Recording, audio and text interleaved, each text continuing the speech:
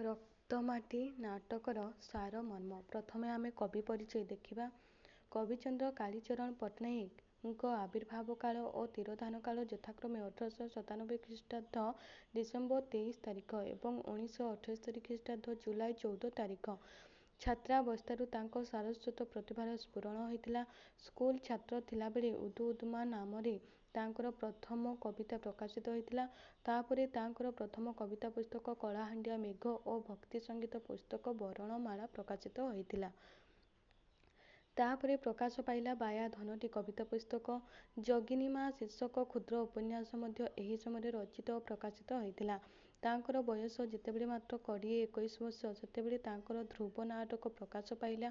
ତାଙ୍କ ଦ୍ୱାରା ଅର୍ଦ୍ଧ ଶତାଧିକ ନାଟକ, ଏକାଙ୍କିକା, ସଙ୍ଗୀତ ନାଟକ ଓ କାବ୍ୟ ନାଟିକା ରଚିତ ହୋଇଥିଲା। ପ୍ରତିଶୋଧ, ଆହୁତି, ଗାର୍ଲ ସ୍କୁଲ, ପରିବର୍ତ୍ତନ, ଚୁମ୍ବନ ଇତ୍ୟାଦି ସାମାଜିକ ନାଟକ ରଚନା କରିବା ଦ୍ୱାରା କବିଚନ୍ଦ୍ର ଓଡ଼ିଆ ନାଟକ କ୍ଷେତ୍ରରୁ ପୌରାଣିକ ଓ ଐତିହାସିକ ନାଟକ ଯୁଗକୁ ହଟାଇ ଦେଇ ସାମାଜିକ ନାଟକ ଯୁଗର ସୂତ୍ରପାତ କଲେ। ନାଟକରେ କବିଚନ୍ଦ୍ରଙ୍କ ଉଗ୍ର ସ୍ୱଦେଶପ୍ରୀତିର ପରିଚୟ ମିଳେ। ଭାତ ନାଟକଟି ତାଙ୍କ ପ୍ରତିଭାର ସର୍ବଶ୍ରେଷ୍ଠ ନିଦର୍ଶନ। ଏହାର ଲୋକପ୍ରିୟତାର ପ୍ରଧାନ କାରଣ ହେଉଛି ଏଥିରେ ପ୍ରଯୁକ୍ତ କଳଚିତ ବିଷୟବସ୍ତୁ ଓ ପାତ୍ରଚିତ୍ର ସଂଳାପ।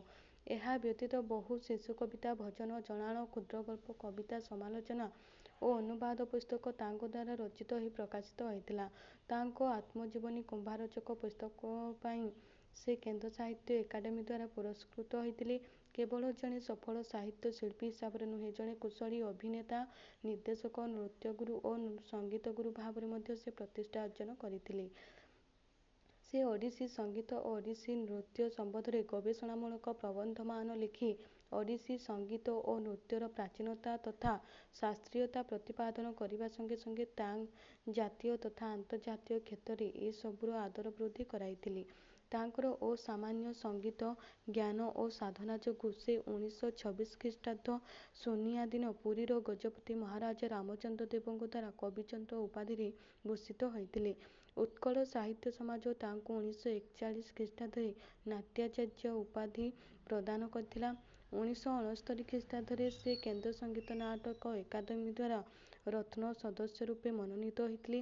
1974 ଖ୍ରୀଷ୍ଟାବ୍ଦରେ ଭାରତ ସରକାରଙ୍କ ପଦ୍ମଶ୍ରୀ ଉପାଧିକୁ ସେ ପ୍ରତ୍ୟାଖ୍ୟାନ କରିଥିଲେ। ତା ପର ବର୍ଷ 1975ରେ ସେ ସମ୍ବଲପୁର ବିଶ୍ୱବିଦ୍ୟାଳୟରୁ ସମ୍ମାନସୂଚକ ଡକ୍ଟରେଟ୍ ପାଇଥିଲେ। ଓଡ଼ିଆ ସାହିତ୍ୟରେ ଏକ ନବ ଦିଗନ୍ତର ସ୍ରଷ୍ଟା କବିଚନ୍ଦ୍ରଙ୍କର ନାମ ଯେ ସ୍ୱର୍ଣ୍ଣାକ୍ଷରରେ ଲିପିବଦ୍ଧ ହୋଇ ରହିବ ଏଥିରେ ଦ୍ୱୈମତର ଅବକାଶ ନାହିଁ। ରକ୍ତମାଟି ନାଟକର ସାରମର୍ମ। ରକ୍ତମାଟି ନାଟକ ସ୍ୱାଧୀନତା ପରେ ପରେ ଅର୍ଥାତ୍ 2 ମାସ ମଧ୍ୟରେ ରଚନା କରାଯାଇଥିଲା।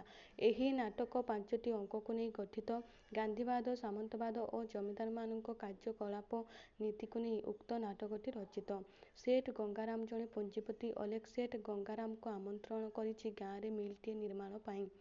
ଗାଁର ସରଳ ନିରୀହ ଲୋକମାନଙ୍କର ଘରଡିହ ଜମିବାଡ଼ିକୁ ଶାଗ ମାଛ ମୂଲ୍ୟରେ ପଇସା ଦେଇ ଜମି କରାୟତ୍ତ କରିଛନ୍ତି ସେଠ ଗଙ୍ଗାରାମ।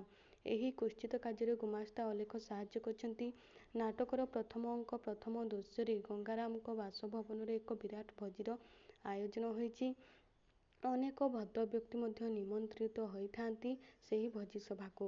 ରାମ ପ୍ରଧାନ ଯାଇଛି ଏବଂ ଅନୁନୟ ଭାବେ ନିଜ ଡିହ ଖଣ୍ଡିକୁ ଫେରାଇ ଦେବା ପାଇଁ ଗଙ୍ଗାରାମଙ୍କୁ ପ୍ରାର୍ଥନା କରିଛି। ଶୂନ୍ୟ ହସ୍ତରେ ଫେରିଛି। ଅଲେଖ ଚକ୍ରାନ୍ତ କରି ରାମ ପ୍ରଧାନ ଜମିକୁ ଗଙ୍ଗାରାମଙ୍କ ନାଁରେ କରାଇଛି। ଜମିଦାର ମଧ୍ୟ ଗଙ୍ଗାରାମ ସେଠଙ୍କଠାରୁ ନିର୍ଯାତନାର ଶିକାର ହୋଇଛନ୍ତି।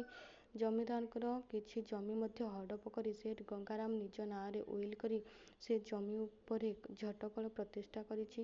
ଜମିଦାର ଝିଅ ବାହାଘର ପାଇଁ ପଇସା ପାଇଁ ଗଙ୍ଗାରାମଙ୍କ ଦ୍ୱାରସ୍ଥ ହୁଅନ୍ତେ ଖାଲି ହାତରେ ଫେରିବାକୁ ପଡ଼ିଛି। ନିରଞ୍ଜନ ଏବଂ ବିଜୟ ଜମିଦାରଙ୍କ 2 ପୁଅ ଉଚ୍ଚ ଶିକ୍ଷିତ। ଚାକିରି ପଛେ ନ ଗୋଡ଼େଇ ସମାଜର ସେବା ପାଇଁ ନିଜ ଜୀବନକୁ ନିୟୋଜିତ କରିଛନ୍ତି। ରକ୍ତମାଟି ନାଟକର ନାୟକ ବିଜୟ ଜଣେ କବି ଓ ଉଚ୍ଚ ଶିକ୍ଷିତ। ପୁଞ୍ଜିପତି ଗଙ୍ଗାରାମର ଶୋଷଣ ମନୋବୃତ୍ତି, ଅତ୍ୟାଚାର ଓ ଅନ୍ୟାୟକୁ ଦୃଢ଼ ହସ୍ତରେ ଦମନ କରିବାକୁ ବିଜୟ ଚାହିଁଛି। ଏଥିପାଇଁ ଜନସମର୍ଥନ ଲୋଡ଼ା।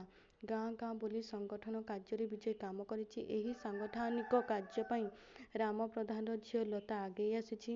ନାରୀ ଜାଗରଣ ପାଇଁ ଅଣ୍ଟା ଭିଡ଼ିଛି। ବିଜୟ ସହ ଗାଁ ଗାଁ ବୁଲି ସଭା ସମିତିରେ ଯୋଗ ଦେଇଛି।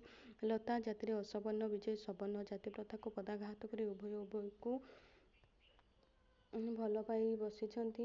ପୁଞ୍ଜିପତିମାନଙ୍କ ବିରୁଦ୍ଧରେ ଲତା ଓ ବିଜୟ ସଂଗ୍ରାମ ଆରମ୍ଭ କରିଛନ୍ତି। ବିଶେଷ କରି ଗାଁ ଟାଉଟର ଅଲେଖ, ଛବିଲାଲ, ବିଶ, ଡାକ୍ତର ଏମାନେ ଗଙ୍ଗାରାମକୁ ବିଭିନ୍ନ କ୍ଷେତ୍ରରେ ସାହାଯ୍ୟ କରି ଆସୁଛନ୍ତି। ମାତ୍ର ଜମିଦାର ଥିଲେ ଜଣେ ସରଳ ହୃଦୟବାନ ବ୍ୟକ୍ତି। ପଇସା ସୁଧ ଲଗାନ୍ତି ସତ, ମାତ୍ର ସୁଧ ପଇସାରେ ସେ ବିଭିନ୍ନ ଉନ୍ନୟନମୂଳକ କାର୍ଯ୍ୟ କରିଥାନ୍ତି। ଗଙ୍ଗାରାମ ସେଠ ବିରୁଦ୍ଧରେ ଆନ୍ଦୋଳନ କରି ବିନା କାରଣରେ ଦୋଷୀ ସାବ୍ୟସ୍ତ ହୋଇ ବିଜୟ ଜେଲ୍ ଗଲା। ବିଜୟ ଜେଲ୍ ଯିବା ସମୟରେ ସଂଗଠନର ନେତୃତ୍ୱ ଲତା ହାତରେ ସମର୍ପି ଦେଇଥିଲା। ଶୋଷଣକାରୀମାନଙ୍କ ଅତ୍ୟାଚାର କ୍ରମଶଃ ବଢ଼ି ବଢ଼ି ଚାଲିଥାଏ। ନିରୀହ, ଦଳିତ, ନିଷ୍ପେଷିତ, ଶୋଷିତ ଗୋଷ୍ଠୀ ନୀରବରେ ମୁଣ୍ଡପାତି ସହି ଯାଉଥାନ୍ତି। ଜେଲରୁ ଫେରିଲା ପରେ ବିଜୟ ଭାଙ୍ଗି ପଡ଼ିଥିଲା। ପୁଞ୍ଜିବାଦ ଓ ସାମନ୍ତବାଦ ପ୍ରଥାକୁ ଏପରି ଭାବରେ ପ୍ରତିହତ କରିବା ସମ୍ଭବପର ନୁହେଁ। ଏଥିପାଇଁ ନିରବଚ୍ଛିନ୍ନ ଭାବେ ଦୀର୍ଘ ଦିନର ସଂଗ୍ରାମ ଆବଶ୍ୟକ ବୋଲି ବିଜୟ ହୃଦୟଙ୍ଗମ କଲା। ସାମନ୍ତବାଦ ଓ ପୁଞ୍ଜିବାଦର ଚେର ଗଭୀରକୁ ଚାଲିଯାଇଛି। ତଥାପି ବିଜୟ ଆଶାବାଦୀ, ନୂତନ ସୂର୍ଯ୍ୟର ଆଲୋକ ଏ ମାଟିକୁ କଳେଇ ନେବ। ପୁଞ୍ଜିବାଦ ଓ ସାମନ୍ତବାଦ ପ୍ରଥାର ଅବସାନ ଘଟିବ। ଏହି ଆଶା, ଭରସା ଓ ବିଶ୍ୱାସକୁ ପାଥେୟ କରି ନୂତନ ସୂର୍ଯ୍ୟର ସନ୍ଧାନରେ ବିଜୟ ଓ ଲତା ମାଡ଼ି ଚାଲିଛନ୍ତି। ତ ଇଏ ଥିଲା ରକ୍ତମାଟି ନାଟକର ସାରମର୍ମ।